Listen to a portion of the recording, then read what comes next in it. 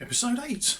Now, after all work on the neck, time to turn my attentions to my body. There's a joke in there somewhere. So the bridge is a hardtail strap type string through. I think it's a hip shot copy. It's not a hip shot, I think it's a copy of it. I didn't think I'd really film any of that because I thought, well, that's just me drilling holes. Maybe I should have done. Yes, I broke the drill. Luckily, it was easily got out because enough of it was sticking out to get out. I don't know, maybe someone in the comments can say, does ash cause drills to wander more than other woods? Because I've done bridges of similar to this on other bodies, particularly mahogany park caster bodies, and not had the level of difficulty I had. Particularly with wandering, like you see, the top one is wandered quite a lot. I'm hoping through using this template so that I can sort that out with the ferrules. So once I've got the ferrule holes drilled, then some judicious filing inside will sort the problem out. At the end of the day, these are just to get the string through, and as long as I can make it look good through the ferrules, and it looks okay as it comes into the bridge, and the string will go through, obviously, then it'll all be functioning and look okay, hopefully.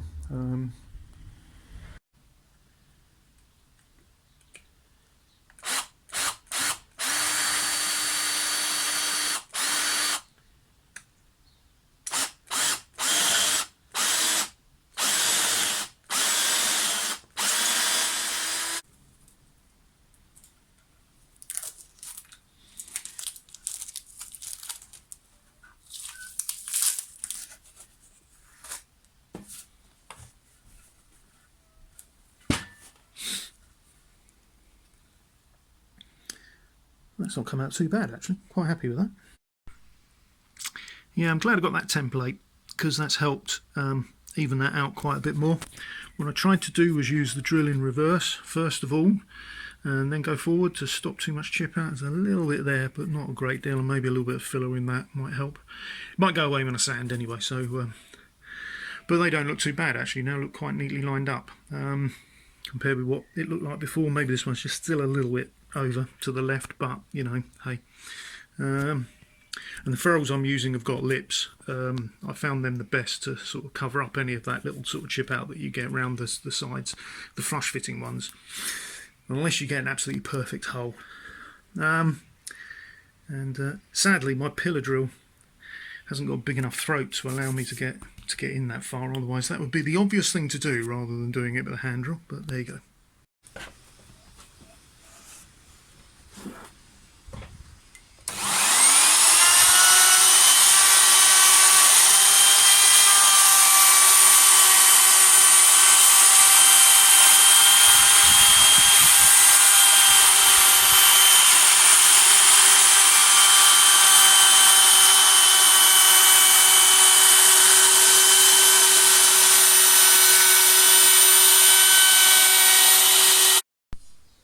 So that's the round over done. First time I've ever done that, as with many things in this, on a body like this. I'm quite happy. Obviously it needs sanding and there's a few places for tidy up, but that's come out quite well. I went with a fairly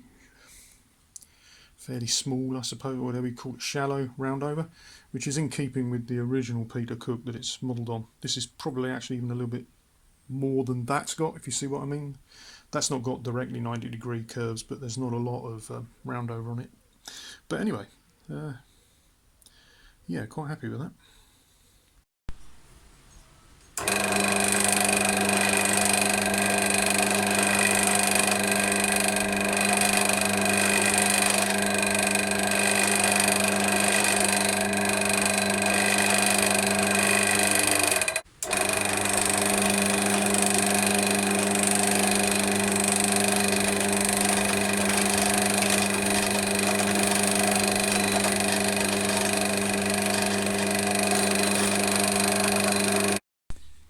Another helpy template I got from Guitars and Wood in Portugal, which I never used, but anyway. So back plate, that's the recess. I'll show that in a second, and that's your hole. So you know, do that one first, that's your actual cavity. Then this one just gives you the recess that you can then use this one to make backplate from. So all part of fun and games. How I line this up, as you can see, I push the pilot holes I drilled for the controls right the way through, and then use that to sort of line everything up. That's the way I've done it anyway. Rather than faff about trying to measure things front and back and get it all wrong, I just thought it was easiest to do it that way because this has all got to go anyway. So. Right, I didn't film very much of this for a variety of reasons, not least of which you might be able to hear in the background. They're digging up outside where I'm working in the garage. They're digging up our road. But anyway, so routed this down. I've routed down the gap for the cavity. I found that very difficult, and then I realised I was a complete idiot. What I should have done was put the template on some on some MDF that raised it up, because the I haven't got a pattern bit low enough. It was trying to bite on the actual thing. But anyway, we'll get it to fit. I'm sure we will. We'll have fun with that at some point. But anyway, just trying in the pots to make sure that everything is routed to the right depth on the switch, and it's all looking good at the moment. And I've done the pickup routes as well. So the next job on the body is I'm going to do the comfort carves. I'll probably talk about that when I'm doing them. Apologies a bit for the noise, but there's a load of works going on in the road outside. So where are we? I was just going to quickly show. I've done the routes on the pickups and the route on the back for the controls. Got the holes all drilled through and everything. So a little bit more work on the body, and then we'll be into trying to get some finish on it and actually assembling the guitar. That's hopefully where we are at. So I'm just going to talk about comfort carves. On the guitar that this is based upon, or influenced by, let's put it that way, the Peter Cook, it has a very simple, quite blunt comfort curve on the arm. So I'm doing something similar to that on this one. But I wanted to do a bit more as well. I love Stratocasters, so I like Stratocaster back cuts. So I'm going to do one similar to that. Obviously, because this is a much more narrow-waisted body than a Strat or PRS. Another one that has one. I've got a PRS that's got quite a shallow comfort carve on the back, but I'm still going to go a little bit, basically try and get them about the same depth each. That was the thought. And the other thing is, as I say, I've got a PRS which I quite like, and I do like the little cut there. To be honest, it's probably not necessary because you're up at the top fret here anyway, but I'm just going to put that in because make it mine, make it unique. Being that this is something I'm doing that is deliberately not a direct copy of anything else. So those are the things. I also need to obviously drill the holes, so I need to put a hole all the way through here. I've got some long drill bits that I got a while ago, which I've used in the past for that sort of job. To do that, join up there, must get the hole for the bridge earth, and then obviously strap runs. Oh, jack's up here. That's marked, ready where I'm going to put that. That's going to go in there. So there shouldn't be there's not a huge amount of wood between there and there. So anyway,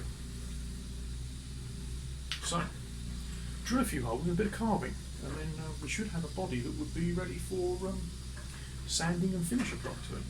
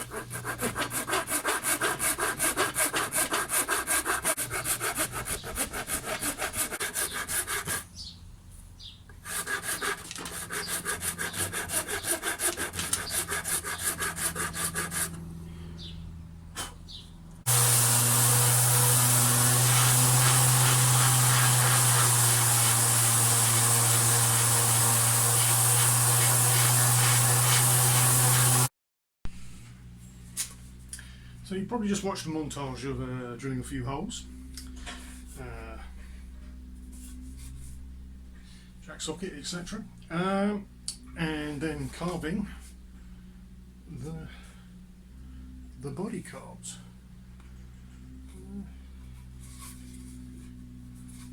What do you all think, folks? I'm pretty happy with everything. So I now have a body and a neck. So I now need to sand and sand and sand, then apply some finish, and then we'll try and assemble it and see if we actually have got a guitar. Well, that'll probably be next episode then. Thanks for watching. Always like and subscribe. Please leave a comment. Let me know what you would have done differently or whatever, because I'm finding all comments very helpful from everybody who knows more about this stuff than me. And don't forget to look out the other competitors in the Great Guitar Build-Off. There is some absolutely stunning stuff being made. I've only watched a handful, really, of all those people competing, but there are some people who are just absolutely stunning. But from the other end of the spectrum, from the beginner who's never done this before, I have at least made something that resembles a guitar body. Enough that I'm reasonably happy with it anyway. Join us next time to see if we can actually get something that all goes together. Thanks.